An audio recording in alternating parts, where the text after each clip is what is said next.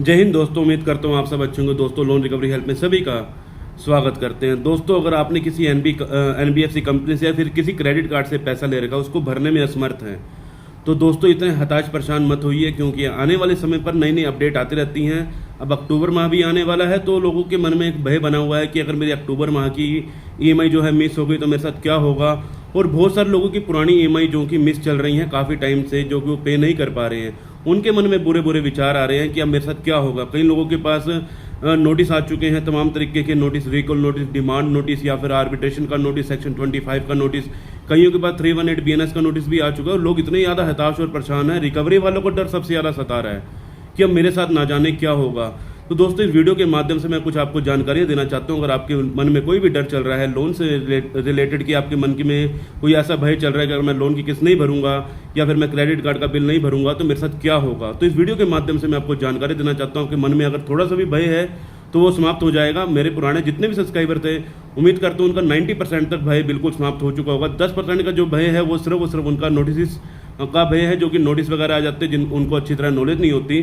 और तमाम तरीके के लोगों को दायरे में रखते हुए जितने लोग भी लोन डिफॉल्टर हैं उनके लिए वीडियो बनाई जा रही है। दोस्तों, अगर आप मेरे चैनल पर पहली बार आए तो चैनल को सब्सक्राइब करने के साथ वीडियो को एक लाइक कर देना और शेयर करना उन लोगों को जो इस समय लोन की किस्त भरने में असमर्थ हैं, उनके साथ दिक्कत परेशानी चल रही है। और दोस्तों, कमेंट में अपने शहर का नाम और कंपनी का नाम लिखकर जरूर बताना, ताकि मैं आपको बता सकूं आपके शहर में रिकवरी वाले आ सकते हैं, नहीं आ सकते। पहले 50 लोगों को आंसर दिया जाएगा, कंपनी का नाम जरूर लिख दीजिएगा।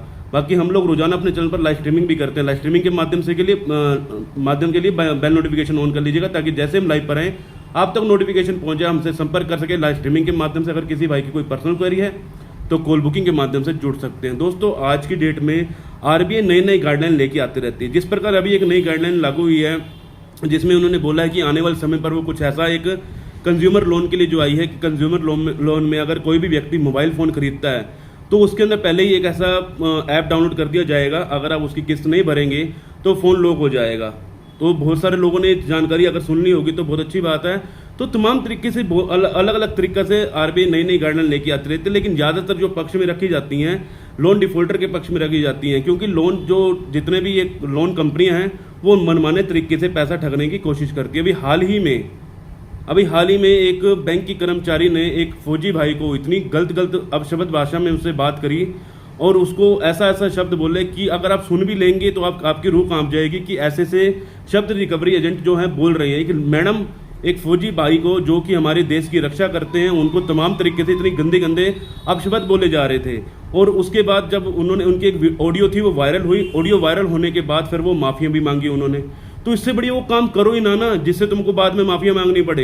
ये रिकवरी एजेंट जितने भी हैं आप लोगों के साथ मनमाने तरीके से पैसा ठगने की कोशिश कर रहे हैं। पहले तो जब आपको लोन का टाइम होता है, जब आपको लोन लेना होता है, तब तो इतने प्यार से बात करते हैं, तमाम तरीके से आपको बोला जाता है सर लोन प्रोवाइड करवा रहे हैं हम आपके लिए, हम आपको कम ब्याज पर देंगे, तमाम तरीके से आपको बोला जाता है सर आपको इंटरेस्ट कम लगेगा, आप लोन ले लीजिए, तमाम तरीके से आपको बोला जाता है। पहले आपको प्रेशर बनाया जाता है लोन लेने के लिए, आपकी जॉब चली जाती है, बिजनेस लॉस हो जाता है या तमाम तरीके से कोई ऐसी वैसी एक्टिविटी हो जाती है। उसके बाद जब ये पैसा निकालने की कोशिश करते हैं, तमाम तरीके से आपको इतना हताश और परेशान करके पैसा निकालने की कोशिश करते हैं कि आप लोगों के कैसे भी करके पैसा निकाल लें। बस कमीशन बेस पर बैठे हुए व्यक्ति हैं जितने भी हैं लोन के, ये जो लोन रिकवरी एजेंट है जितने भी हैं, सारे के सारे कमीशन बेस पर काम कर रहे हैं। ये नहीं है कि इनको अगर ये जितने भी, जैसे मान के चलो आप रिकवरी एजेंट है, रिकवरी एजेंट आपके पास फ़ोन कर रहा है, उनको फ़ोन करने का भी पैसा मिलता है, उनसे आप जब उनको पैसा रिटर्न कर देते हो उसमें भी उनको पैसा मिलता है। तो तमाम तरीके से आपको एक स्पष्ट जानकारी देना चाहता हूँ दोस्तों, आप ध्यान से सुनिएगा। अगर आपने कोई भी लोन का डिफ़ॉल्ट कर रखा है, अनसिक्योर्ड लोन का, तो दोस्तों ना ही उसमें किसी प्रकार की जेल होती है, जेल का कोई भी प्रावधान नहीं है। रिकवरी एजेंट आपको सता रहे हैं, हम आपको जेल में डलवा देंगे, हम आपको ये वाली धारा लगवा देंगे, ये वाली धारा लगवा देंगे, ऐसे करके 420 आपको 420 की धारा लगा देंगे। अरे नहीं, रिकवरी एजेंट का इसमें किसी भी तरह का कोई रोल नहीं है। हमेशा याद रखना, रिकवरी एजेंट का इसमें कोई भी रोल नहीं रहता, क्योंकि रिकवरी एजेंट सिर्फ और सिर्फ रिकवरी कर सकता है। उसको सिर्फ सिखाया यही जाता है कि रिकवरी करनी है। रिकवरी, पैसों की रिकवरी किस प्रकार, अगर आप पैसा नहीं देंगे हम आपके साथ ये कर देंगे वो कर देंगे, जितनी भी चल रही है फ्रॉडगिरी चल रही है रिकवरी के ऊपर, इस चीज़ का ध्यान रखना। अगर आपके साथ कोई ऐसी दिक्कत परेशानी बन चुकी है, जॉब चली गई है, बिजनेस में लॉस हो गया, आपको हताश किया जा रहा है, परेशान किया जा रहा है रिकवरी को लेकर, तो दोस्तों ये फ़ोन कॉल के माध्यम से ही सताया जा रहा है ज़्यादा से ज़्यादा। अगर आप उनके फ़ोन नहीं भी उठाएंगे तो इसमें आपको किसी भी तरह की कोई भी दिक्कत नहीं आने वाली। हमेशा ध्यान रखना, लोन की किस्त ना भर पाने पर ऐसे वैसे जेल नहीं होती, जब तक आपका कोई वारंट इशू ना हो या फिर आपके ऊपर किसी प्रकार का कोई सम्मन जारी ना किया गया हो। सम्मन जारी होने के बाद भी तुरंत जेल नहीं होती, पहले उसके ऊपर डेट लगती है। डेट के बाद अगर आप वहाँ पर मौजूद नहीं होते उसके बाद ही आपको वारंट इशू किए जाते हैं।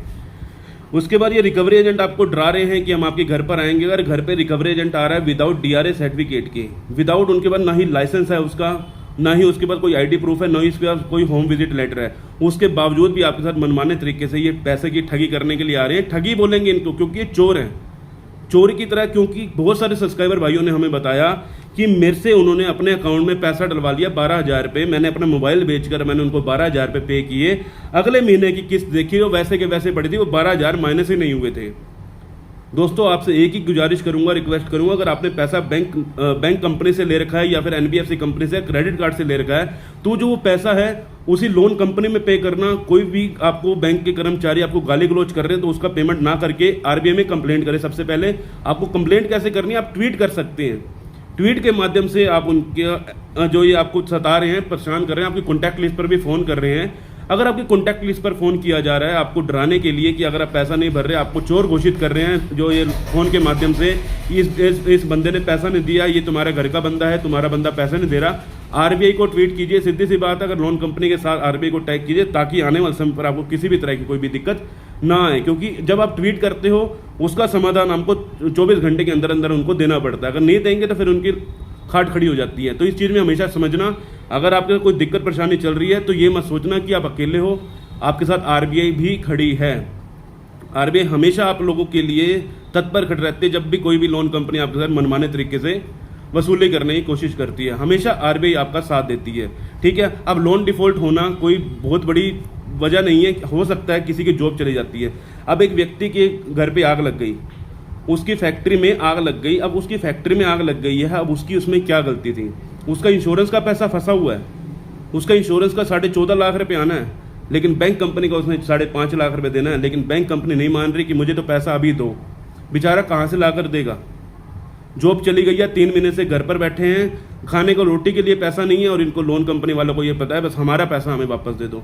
अरे थोड़ा सा समय दे दीजिए, समय भी तो नहीं देते ना लोन कंपनियां। तो इसी प्रकार आप लोगों के साथ परेशानियां बनी हुई हैं। अगर आपके साथ कोई दिक्कत परेशानी बनी हुई है तो आप सिर्फ और सिर्फ क्या कर सकते हैं, स्टेप बाय स्टेप चल के आप इन चीज़ों से बाहर निकल सकते हैं। अगर आपके साथ ये दिक्कत है, सबसे पहले लोन कंपनी को जिससे आपने पैसा ले रखा है, मान के चलो आपने एबीसी बैंक से पैसा ले रखा है, एबीसी बैंक में एक लीगल प्रायर नोटिस एक वकील के माध्यम से भिजवा दीजिए। जो भी वकील के माध्यम से नोटिस जाएगा उसके ऊपर जैसे ही कार्रवाई की जाती है, हो सकता है आपको उसमें कुछ समय मिल जाए। अगर रिकवरी एजेंट उसके बावजूद भी आपके घर पर आ रहा है लीगल प्रायर नोटिस के बावजूद भी, तो उस कंपनी के ऊपर पहले तो आप उससे जवाब मांगिए कि भैया अभी तक तो हमारे पास लीगल प्रायर नोटिस का जवाब तो है नहीं, तुम कौन होने पैसा लेने वाले? मैं लोन कंपनी से बात करूंगा, मुझे आपसे कोई भी बात नहीं करनी। हमेशा याद रखना, क्योंकि पैसा आपने लोन कंपनी से ले रखा है, ना ही किसी रिकवरी वाले से ले रखा है।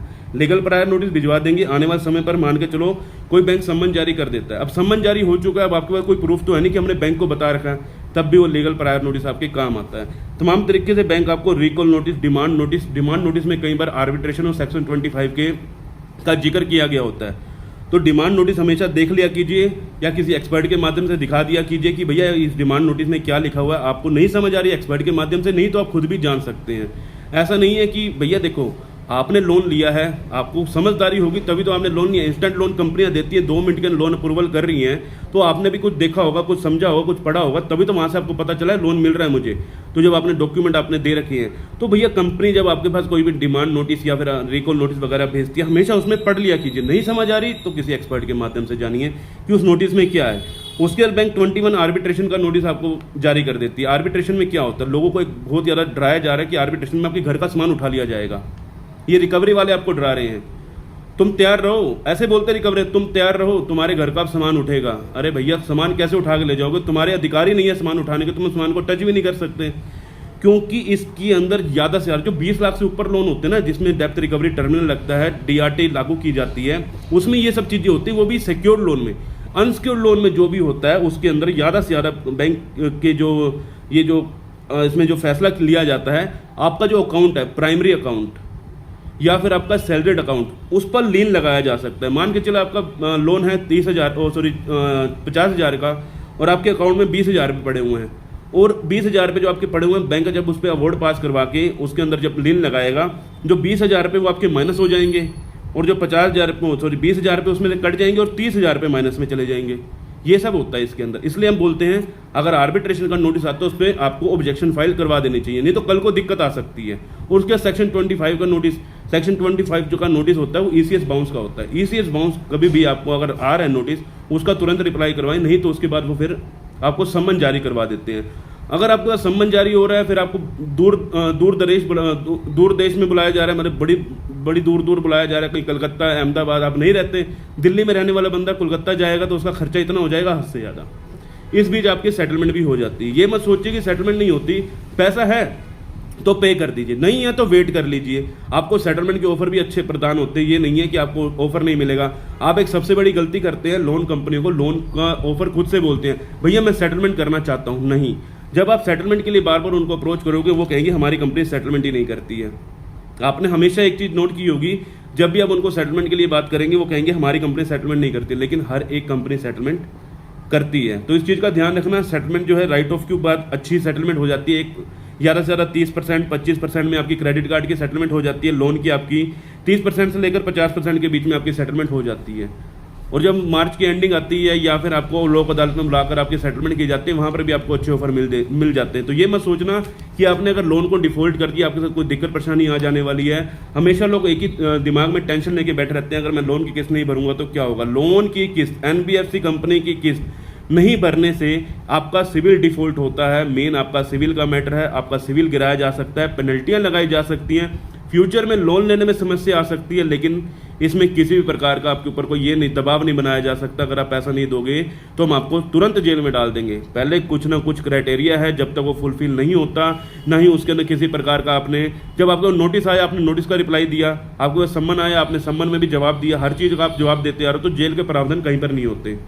इसमें सेटलमेंट ही होती है। सेक्शन 25 का जो नोटिस होता है वो एक्ट सेटलमेंट में ही आता है। आप जब भी देखेंगे वो आपके पास नोटिस होगा, उसमें सेटलमेंट जरूर लिखा होगा। तो सेटलमेंट बड़े प्यार से होती है, तो ये मत सोचिए कि सेटलमेंट नहीं होगी। आपके पास पैसा है आज ही पे कीजिए, नहीं है तो वेट कीजिए। जो भी है सिस्टमेटिक चलिए, क्योंकि आपके मन में एक डर बनाकर रिकवरी एजेंट आपको सिर्फ मनमाने तरीके से ठगने की कोशिश कर रहे हैं। उनकी ठगी का शिकार ना बने, ये स्कैम कर रहे हैं, इनके स्कैम का शिकार ना बने। प्यार से जो भी है अपने आराम से चलते रहें। जो भी दिक्कत परेशानी आपके साथ चल रही है, किसी एक्सपर्ट के माध्यम से, आप खुद से भी, आप खुद भी अपने में एक्सपर्ट हो, इस चीज़ को ध्यान में रखिए। कभी भी डरिए मत, घबराइए मत। उम्मीद करता हूँ जानकारी आपको अच्छी लगी होगी। आने वाले कुछ समय में हो सकता है और भी बदलाव आए, तो उसकी जानकारी मैं आपको देता रहूँगा। मिलते हैं किसी और इन्फॉर्मेटिव वीडियो के साथ। जय हिंद, जय भारत।